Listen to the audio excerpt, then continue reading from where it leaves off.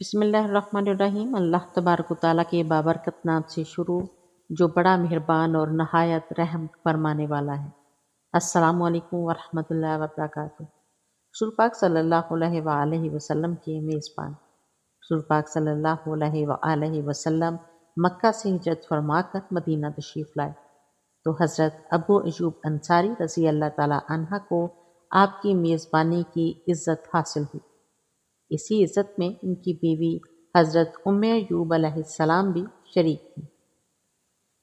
حضرت ام ایوب رضی اللہ تعالیٰ عنہ بھی شریک تھیں۔ کتنے خوش نصیب تھے یہ دونوں میاں بیوی کہ اللہ تعالیٰ کے پیارے رسول صلی اللہ علیہ وآلہ وسلم جو سارے جہانوں کے لیے رحمت بن کر دنیا میں آئے تھے، اس وقت تک ان کے مہمان بنے رہے جب تک مسجد نبی کے ساتھ آپ کے رہنے کے لیے حجرے نہ بن گئے۔ حضرت ابو ایوب انصاری رضی اللہ تعالیٰ عنہ کے مکان کی 2 منزلیں تھیں، ایک کمرہ نیچے اور ایک کمرہ اوپر۔ رسول پاک صلی اللہ علیہ وآلہ وسلم نے ان کے گھر کو رونق بخشی تو دونوں میاں بیوی نے عرض کیا، یا رسول اللہ صلی اللہ علیہ وآلہ وسلم، ہم آپ کے غلام ہیں، آپ اوپر کے کمرے میں قیام فرمائیں۔ لیکن رسول پاک صلی اللہ علیہ وآلہ وسلم نے فرمایا، نہیں، میرے پاس لوگوں کا آنا جانا رہے گا، اس لیے نچلی منزل ہی میرے ٹھہرنے کے لیے مناسب ہے۔ چنانچہ حضور صلی اللہ علیہ وآلہ وسلم کی خواہش کے مطابق حضرت ابو ایوب رضی اللہ تعالیٰ عنہ نے مکان کی نچلی منزل خالی کر دی اور خود اوپر کے کمرے میں چلے گئے۔ لیکن دونوں میاں بیوی کو ہر وقت یہ خیال بے چین رکھتا تھا کہ وہ خود اوپر کی منزل میں مقیم ہیں اور اللہ کے پیارے رسول صلی اللہ علیہ وآلہ وسلم نچلی منزل میں ہیں۔ ایک رات کو ان کے کمرے میں پانی سے بھرا ہوا برتن پھوٹ گیا۔ میاں بیوی اس خیال سے بے قرار ہو گئے کہ پانی بہہ کر نیچے جائے گا اور رسول صلی اللہ علیہ وآلہ وسلم کو تکلیف ہوگی۔ گھر میں اوڑھنے کا ایک ہی لحاف تھا، انہوں نے فوراً یہ لحاف گھسیٹ کر پانی پر ڈال دیا تاکہ بہتا ہوا پانی لحاف کی ہوئی میں جذب ہو جائے۔ جب پانی کے نیچے جانے کا خطرہ نہ رہا تو میاں بیوی نے اطمینان کا سانس لیا۔ اگرچہ رسول پاک صلی اللہ علیہ وآلہ وسلم نچلی منزل میں اپنی خوشی سے مقیم تھے، لیکن حضرت ابو ایوب اور حضرت ام ایوب رضی اللہ تعالیٰ عنہ ہر وقت اس خیال سے بے چین رہتے تھے کہ ان کے آقا صلی اللہ علیہ وآلہ وسلم تو نچلی منزل میں ہیں اور وہ اوپر والی منزل میں ہیں۔ ایک رات کو ان کی بے چینی اتنی بڑھ گئی کہ دونوں میاں بیوی کمرے کے ایک کونے میں سکڑ کر بیٹھ گئے اور ساری رات اسی حالت میں جاگ کر گزارتے رہے۔ تو حضرت ابو ایوب رضی اللہ تعالیٰ عنہ رسول پاک صلی اللہ علیہ وآلہ وسلم کی خدمت میں حاضر ہوئے اور عرض کیا، یا رسول اللہ صلی اللہ علیہ وآلہ وسلم، ہم ساری رات کمرے کے ایک کونے میں بیٹھ کر جاگتے رہے۔ حضور پاک صلی اللہ علیہ وآلہ وسلم نے وجہ دریافت فرمائی تو انہوں نے عرض کیا کہ ہمارے ماں باپ آپ صلی اللہ علیہ وآلہ وسلم پر قربان ہوں، ہم ہر وقت حضور صلی اللہ علیہ وآلہ وسلم کی بے ادبی کے خیال سے بے چین رہتے ہیں۔ رات کو یہ بے چینی بہت بڑھ گئی۔ اے اللہ کے رسول صلی اللہ علیہ وآلہ وسلم، ہم پر مہربانی فرمائیے اور اوپر کے کمرے میں تشریف لے چلیے۔ ہماری عزت اسی میں ہے کہ حضور پاک صلی اللہ علیہ وآلہ وسلم کے قدموں تلے رہیں۔ رسول پاک صلی اللہ علیہ وآلہ وسلم نے ان کی درخواست کو قبول فرما لیا اور اوپر کی منزل میں تشریف لے گئے۔ دونوں میاں بیوی خوشی خوشی نچلی منزل میں آ گئے۔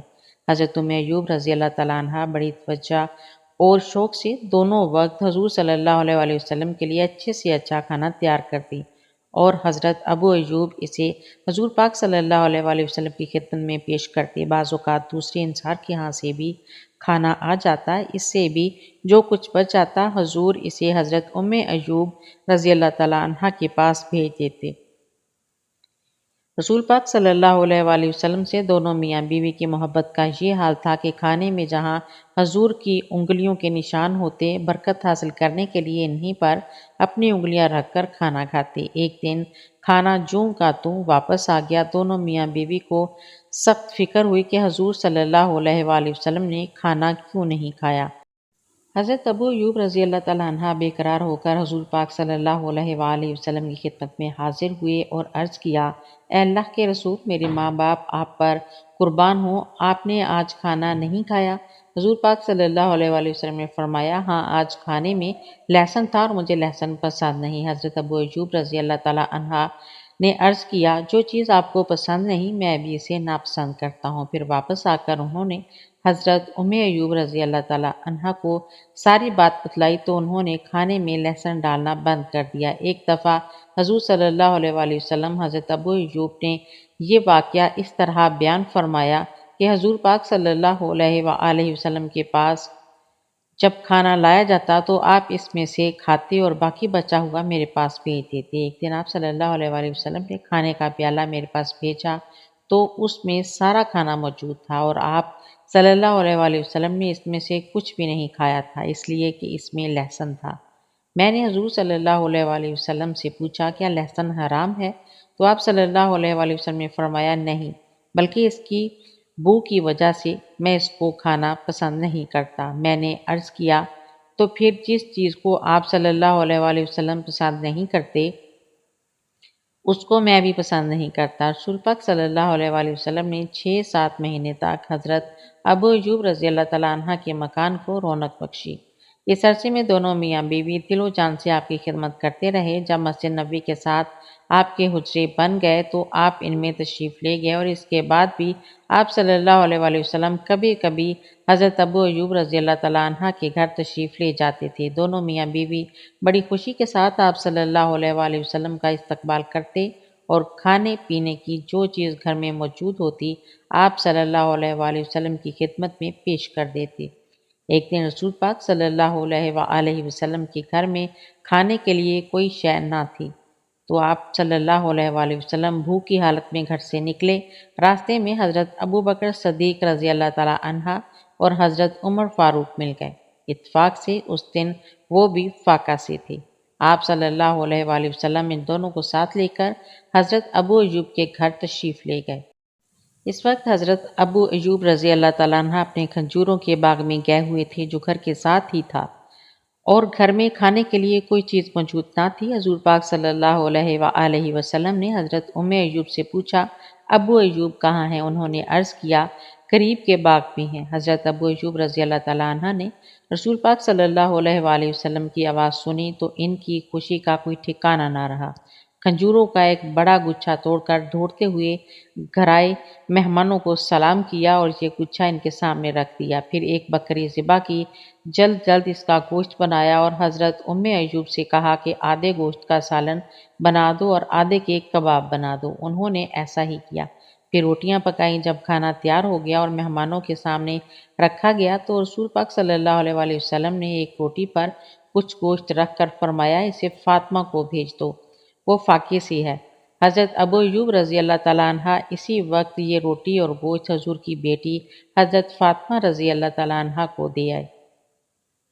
پھر سب نے مل کر کھانا کھایا اور کھانا کھاتے ہوئے حضور صلی اللہ علیہ وآلہ وسلم کی آنکھوں میں آنسو آ گئے اور آپ صلی اللہ علیہ وآلہ وسلم نے فرمایا قیامت کے دن اللہ تعالیٰ اپنے بندوں سے دنیا کی نعمتوں کے بارے میں پوچھے گا کہ تم نے ان کا حق کیسے ادا کیا۔